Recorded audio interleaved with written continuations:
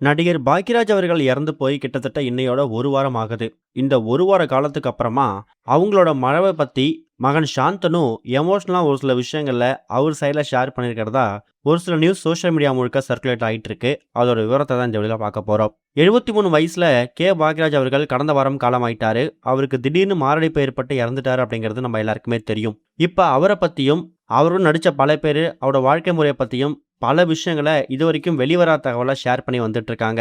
அதுல ஒரு ஃபேமஸான புரொடியூசர் ஒருத்தவரு, பாக்யராஜ் இறந்து போறதுக்கு ஒரு 3 நாளுக்கு முன்னாடி அவர்கிட்ட பேசினதாவும், திடீர்னு அவர் இறந்து போவார் அப்படிங்கிறத நான் எதிர்பார்க்கவே இல்ல. ஒரு மிகப்பெரிய அதிர்ச்சி தான் அப்படிங்கிற மாரி சொல்லி, ஒரு அதிர்வலை ஏற்படுத்தினாரு.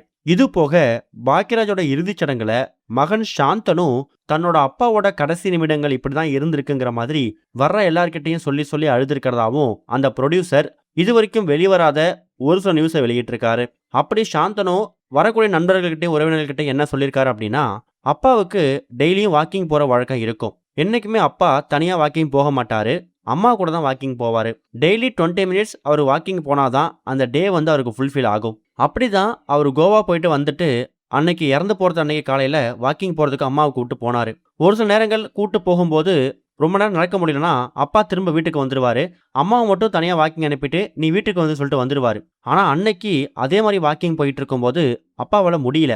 எனக்கு என்னமோ டயர்டா இருக்கு, நான் வீட்டுக்கு போறேன்னு சொல்லும்போது அம்மாவையோ தப்பா பட்டிருக்கு. இல்ல நீங்க தனியா போக வேணாம், இருங்க நானும் வரேன்னு சொல்லி அம்மாவும் கூட வந்திருக்காங்க. வந்ததுக்கு அப்புறமா சோஃபால அப்பா உட்கார்ந்தாரு. பக்கத்துல நானும் இருந்தேன். திடீர்னு அப்பாவுக்கு ஒரு மாதிரி சுவாச பிரச்சனை, ஒரு பிரீத்திங் இஷ்யூ வந்துச்சு.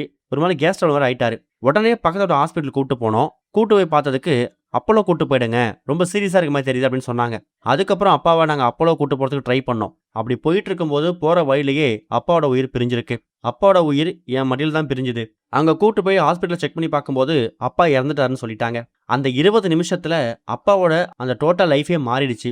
ஒருவேளை அன்னைக்கு அவர் வாக்கிங் போகாம இருந்து அவர் வீட்டில் இருந்ததா கூட இன்னைக்கு எங்க கூட உயிரோட இருந்துட்டு போறோ என்னமோ தெரியலங்கிற மாதிரி தான் வரக்கூடிய எல்லார்கிட்டையும் சாந்தனு சொல்லி சொல்லி பயங்கரமா அழுதுருக்காராம். குறிப்பா வாக்கிங் போகக்கூடிய எல்லா நாட்களும் டயர்டா இருந்தா தனியா வீட்டுக்கு வரக்கூடிய பாக்யராஜ் அவர்கள் அன்னைக்கு தன்னோட மனைவியையும் வீட்டுக்கு வர சொல்லி கூப்பிட்டுருக்காரு.